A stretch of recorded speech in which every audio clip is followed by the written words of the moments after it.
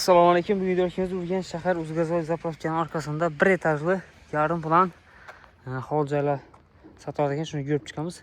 Eldilerinde parkovkaları var. Görüp duracağız. O maşin sıva boyunca sakadı. Remonttan çıkan bir sıva iken 2 kanalı kvartiranın pulunda. 420 milyon son. Bir etaj yarım plan. Kaynas Karagan. Beren Manike. Remonttan çıkıp tuttu. Doğru alıp gelip yaşı veresi. Bismillah gireriz. Girgerimiz bir dalancası.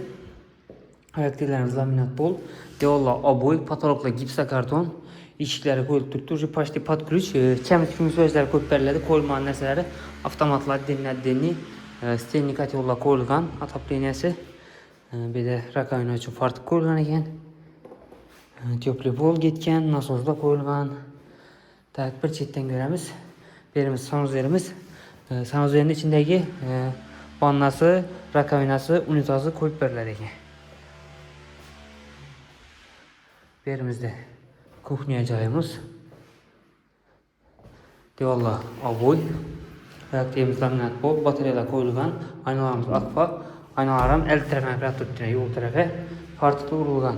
Kanalizasyon, su, soğuk su, gazın toşkesi getirdi. İşlerim göresinden appak. Skrom neşikte koyup tuttu.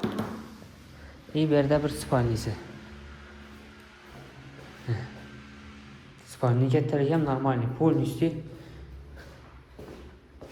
menüleri bilen sığadı. Bataryada koyulgan. Aynalarımız akfa. Parkovkesine kadar tuttu.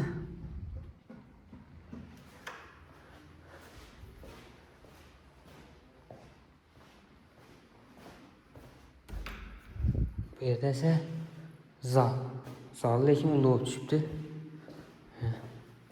Zalını görüşleyiz ki zalı var bir şey oldu. Devallarımız aboy, ayaktaylarımız laminat bol, patologla gipsa karton, bataryalarımız koyulgan. Aynası şeyini, hem mahanada ayna var. Bir etaj, bir zal, bir spalni, dalan, kuhnyası var eken. Bahası 420 milyon son. Kvartiranın bahasında. Uzgazoy zapravkanın arkasında. Kime makul olsa bemalol telefonlaşıp gelip görseniz de boladı. Telefon nömerini aytib ötemiz 99 946 76 66. Makul olsa bemalol gelip görseniz de boladı. 420 milyon son 2 kanalı taza olma bahasında havlu joy.